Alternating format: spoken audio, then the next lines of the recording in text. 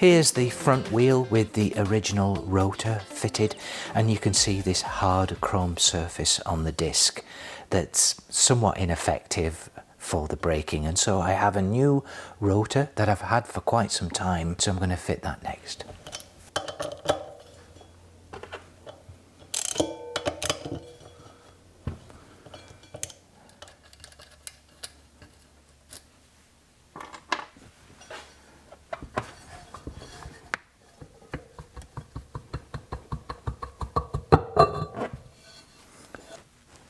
Here's the new rotor disc on the bench. It's a little shop soiled actually. I've had this for a number of years and never got around to fitting it. It's nice that this centre's painted on both sides as well, so it's in great condition. Just need to swap it out onto the wheel. I took the opportunity to give the rims a bit of a polish, and I always find it amazing that 60-year-old nearly chrome can come up so nicely. This British chrome was sure made to last. So I cleaned all around here at the hub as well, and so now it's just a matter of fitting the disc, the rotor, and then torquing it down.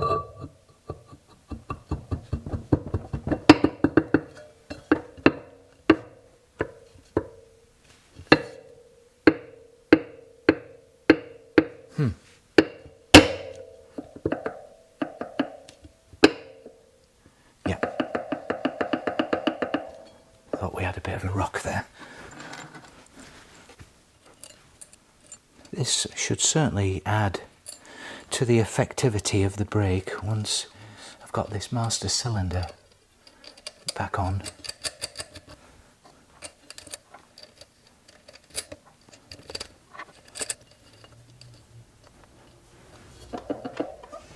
This is £240 per inch.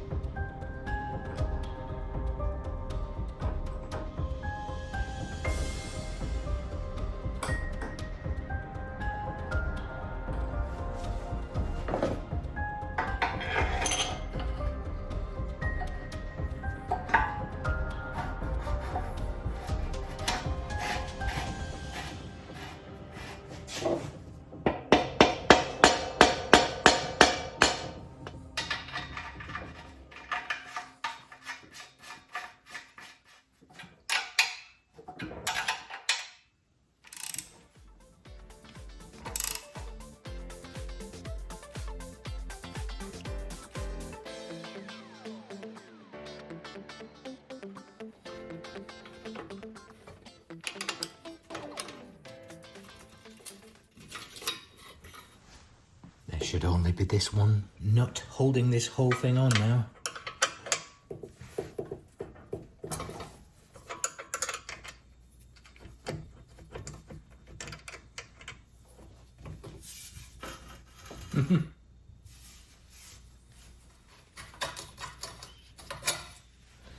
How's that for a shorty pipe? I can see what's happened now. I thought perhaps the bolt itself had broken, but actually it's the bonding between this plate here at the end and the rubber mount. It's just simply come unstuck, and that's what's happened. That's part of the problem anyway. There's the rest of the section that snapped off here or broke off at the weld. And then just looking at the other rubber mounted piece here, you can see that it's significantly distorted and it looks like it's been under a lot of stress.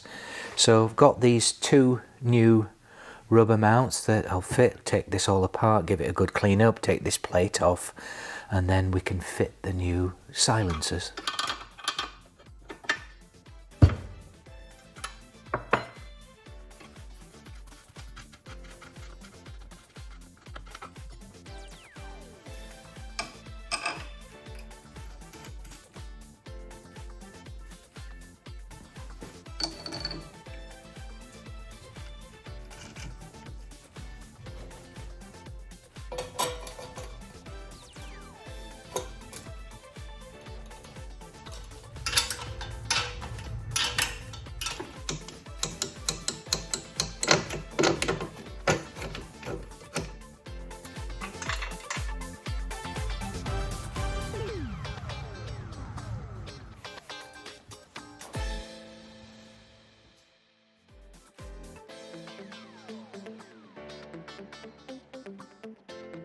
The next job is a very simple one. I'm just going to fit this safety spring on the inside of the brake pedal here. And the reason for that is you may know that the only thing that holds this brake pedal is this pin here. It's like a cotter pin with a zerk or a grease nipple fitting here. And then the cable itself, the brake cable that goes to the brake adjuster at the back of the bike. The known problem is that if this cable somehow snaps, and I've just got it loosely fitted here, so if this cable snaps, that can happen while you're riding, and obviously you do not want that to hit anything while you're riding along, because it's going to pivot you off your bike possibly. So this spring is intended to just hold this arm up in the event that this cable snaps. We'll start off by removing the cable from the adjuster and the brake arm at the back of the bike. And as you can see, that is a lot of travel, but that will be one of the next jobs.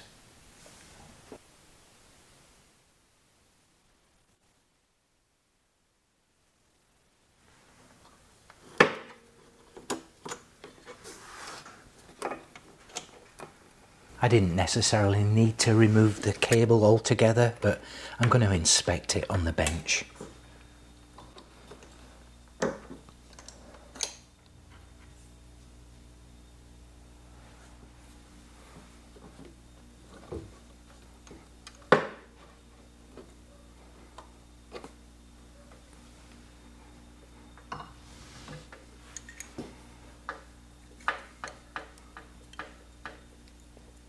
Here's the rear brake pedal assembly. After a good clean and a polish, I polished up the chrome parts and they came up nice.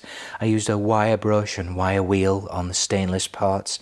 I did find that the brake switch had broken, actually, sort of came apart when I was taking it off to inspect it, and so I've managed to put together another switch that seems to work okay. Went through the grease zerk fitting with some fresh grease, so that's nice and clean now. There's the new spring. The cable is in decent condition. The integrity of the inner wire is absolutely fine, but it doesn't pull that smoothly, and it also looks like there's been some chafing over here, so maybe for the future I'll get a new rear brake cable.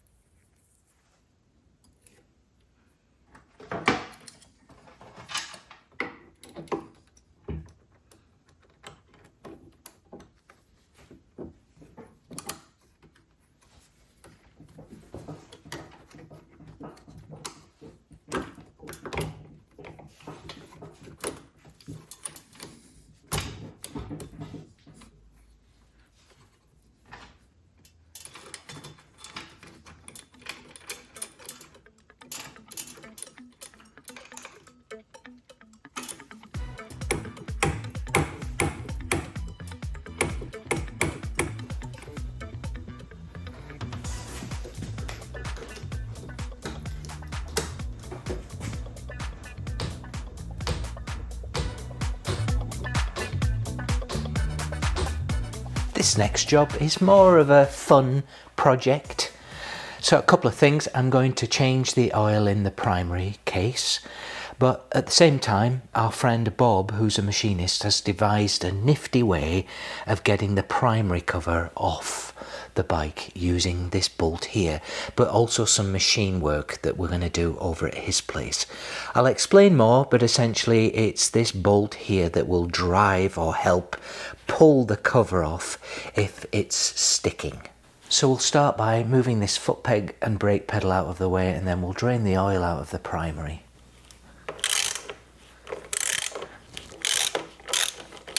That whole stud's coming out.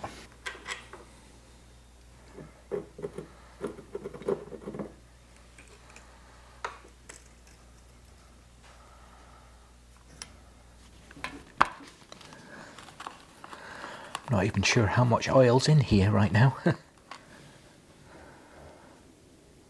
A little, which is good.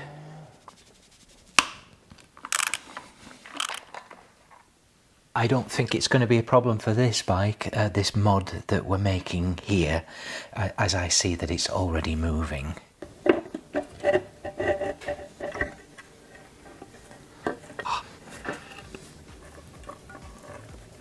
Alright, broke. Darn it. Oh, I guess I need a new O-ring.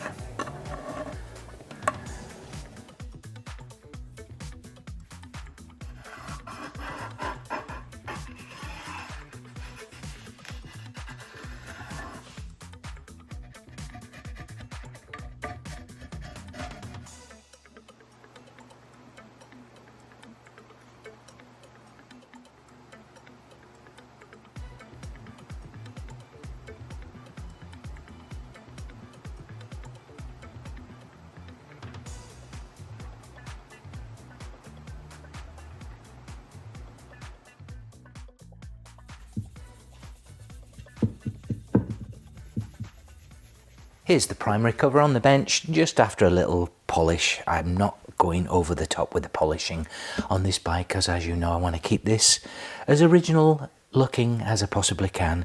Here's that jack screw, or the forcing screw, and Bob did a fantastic job as well now, and so this fits in here just perfect. And so what I'm going to do is I'm just going to loosely dry fit this primary cover without the O-ring, just to see how the screw action works when it's fitted on the bike.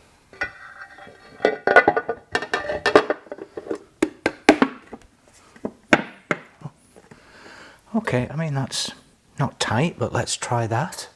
And then you can see it's got a little indent in here that just locates onto the end of the bolt.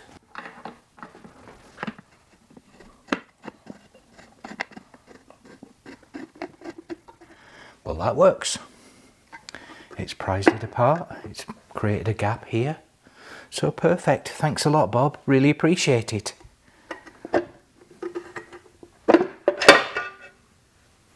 Use it as a handle as well.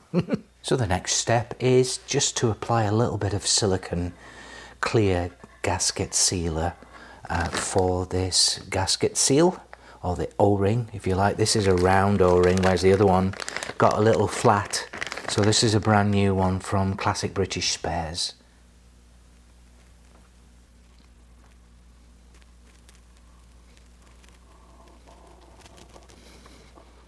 This is the join at the top.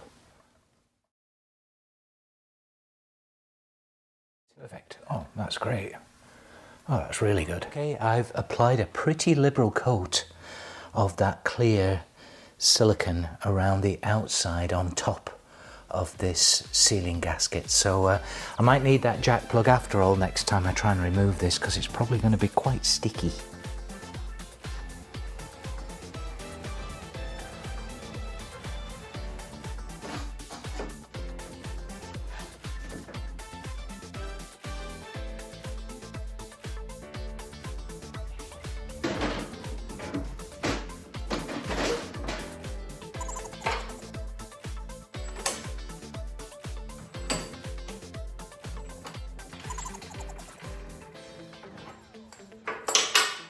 Here's the bike back on the lift.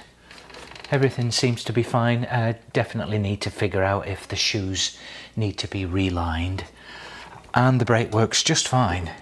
However, if you saw that then, when I apply the brake, that is not supposed to happen. And I suspect what it is, it's the Cush Rubbers on the other side of the hub that have just worn out. And so in this video, I'm going to be removing the back wheel, looking at the Cush Rubbers, replacing them. I've already bought a pack, and then also the brake shoes as well. And so we'll tidy up this rear end.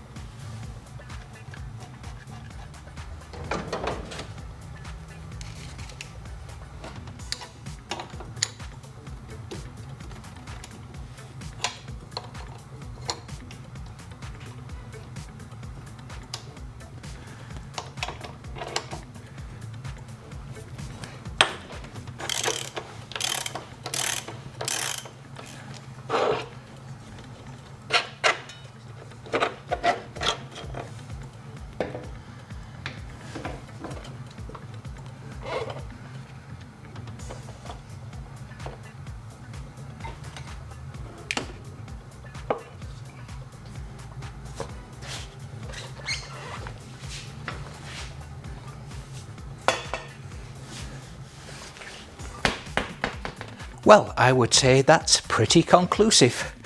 These Cush Rubbers have had it. They are annihilated. In fact, little pieces came out when I was taking the rear wheel off. In fact, there's 2 slots where the small piece of Cush Rubber is actually missing. We'll start by removing these little pieces. Oh my gosh, yeah.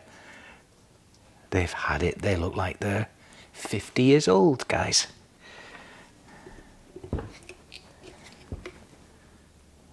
This one is absolutely hammered.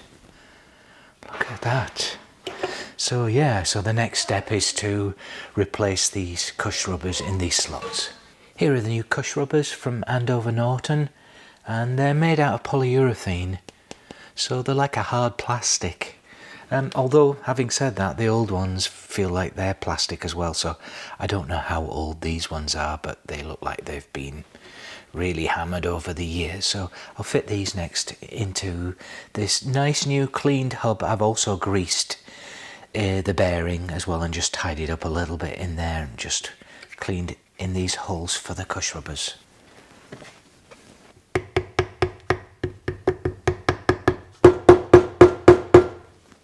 And these should push back, hopefully, once I've got the hub fitted on the bike. It's going to be tight though.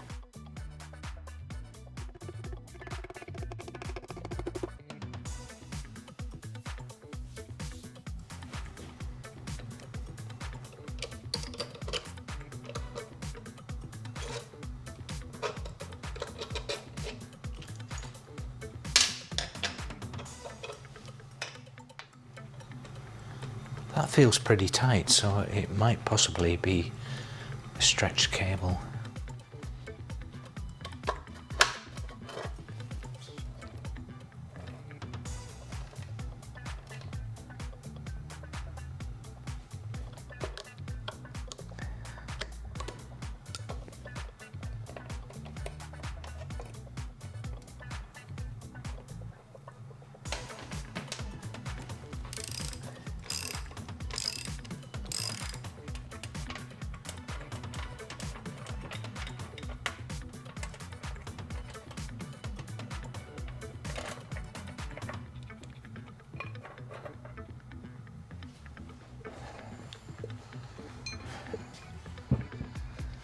Let's take a look, see what these brake shoes look like.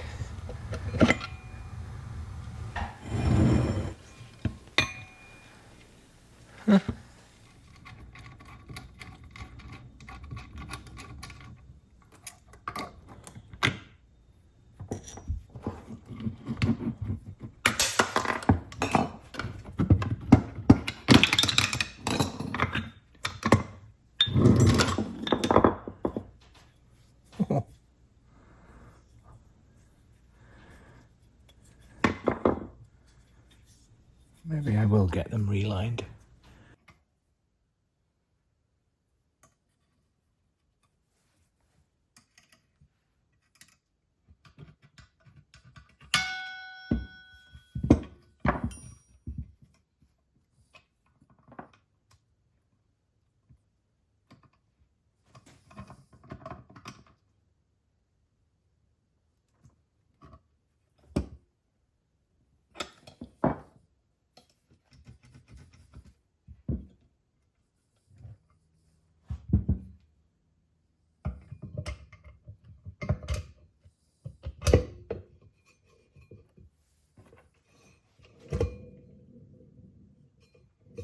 I'm just going to spray some of this silicone-free rubber spray into the Cush rubber slots, just to give it a little lubrication. And I'm going to press this now onto the brake drum. And rather than try and put this on first, I'm just going to use the spacer and then tighten the axle up so that it essentially clamps on and drives this hub onto the drum. Yeah, as you can see down there, it's got a long way to go to press on. I'm also just putting a couple of clamps on as well, just to tighten it up a little bit.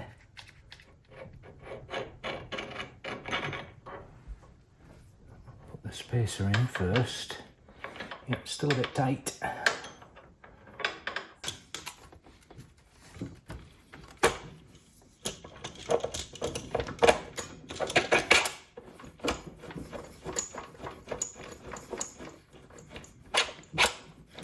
Just want to make sure that it engages with the stub axle on the other side.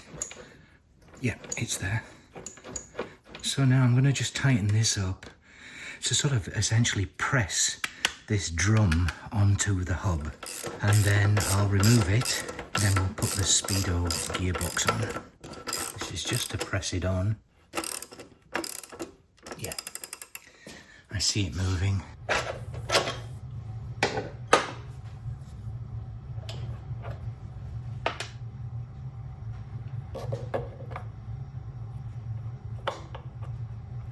Key that on.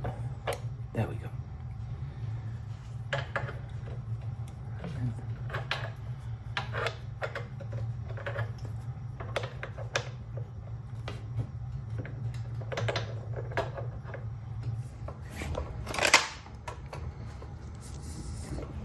Come on.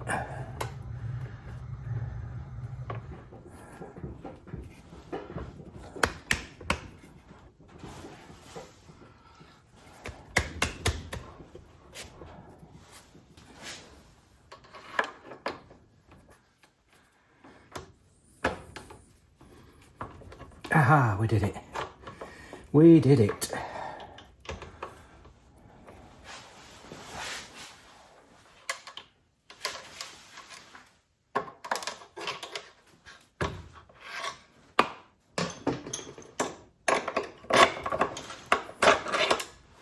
Yes.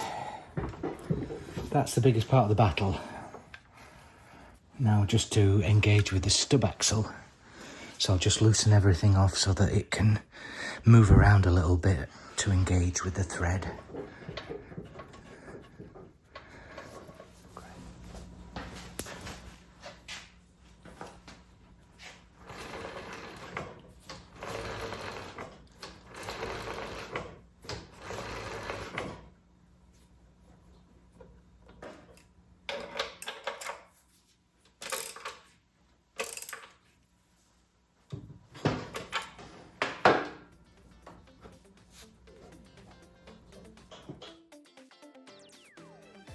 I'd like to give a big shout out to my friend John Rogers for organising a really enjoyable Zoom call with his students before Christmas. John's a teacher at an urban public school in Boston that encourages teachers to push academics, of course, but also to run extracurricular clubs.